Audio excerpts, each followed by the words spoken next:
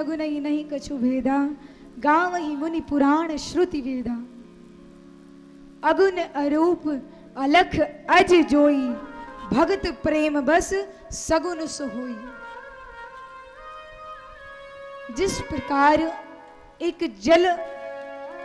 जल को लेकर आप थाली में रख दो, फिर उसी जल को उठा के गिलास में डाल दो, आकार बदलेगा कि नहीं? बदलेगा।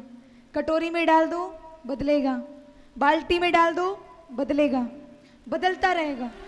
लेकिन अगर उसी थाली के जल को जमा दिया जाए और फिर सोचो कि अब इसको गिलास में ऐसे का ऐसे डाल दें, तो चला जाएगा? कटोरी में जाएगा? नहीं। इसीलिए कहते हैं अगुन अरूप अलख अज जोई, भगत प्रेम बस सगुन सोई। जब तक आपकी भक्ति दृढ़ नहीं होगी, विश्वास पक्का नहीं होगा, आप भटकते रहेंगे, इधर से उधर, उधर से इधर, इधर से उधर, उधर से इधर।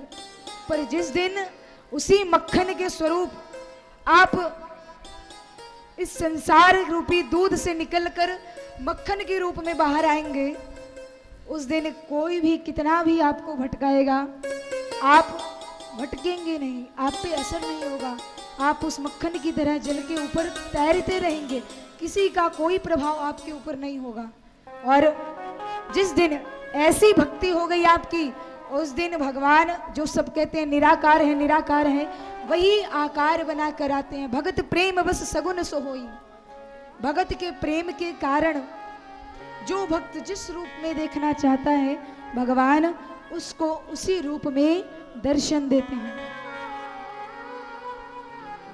और कितनों को दर्शन दिया, कितनों को तारा, कितनों का उद्धार किया, कितनों को इस भव सागर से पार लेकर गए, कितनों का कल्याण किया। और भोलेनाथ कहते हैं कि देवी, जिनकी आंखों ने कभी भी भगवान का विग्रह नहीं देखा, भगवान का रूप नहीं देखा, भगवान की मूर्ति, भगवान का दर्शन नहीं किया, उनकी आंखें मोर के पंख के समान हैं। मोर के पंख में आंख बनी होती है, कितनी सुंदर होती है, पर वो देख सकती है? नहीं, सिर्फ देखने के लायक ही है, काम कुछ भी नहीं। जिसकी जीवा पर, जिसकी वाणी पर कभी भी राम का नाम नहीं आया, उसकी जीवा सिर्फ मेढक के समान है, टर टर करने के लिए, फालतू बात करने के लिए। जिसके कान में कभी भी राम का नाम नहीं गया, उसके कान व्यर्थ है। जिसके हाथ कभी भी भगवान की चरण की ओर, भगवान के विग्रह की ओर, भगवान की कथा में नहीं उठे, उसके हाथ बेकार।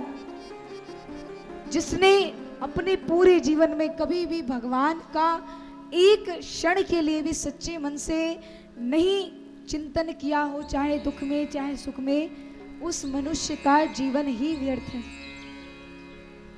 और भोलेनाथ कहते हैं कि देवी, आज उन्हीं साकार प्रभु की कथा, उन्हीं भक्तवत्सल प्रभु की कथा, उन्हीं रामचंद्र की कथा मैं आपको सुना रहा हूं।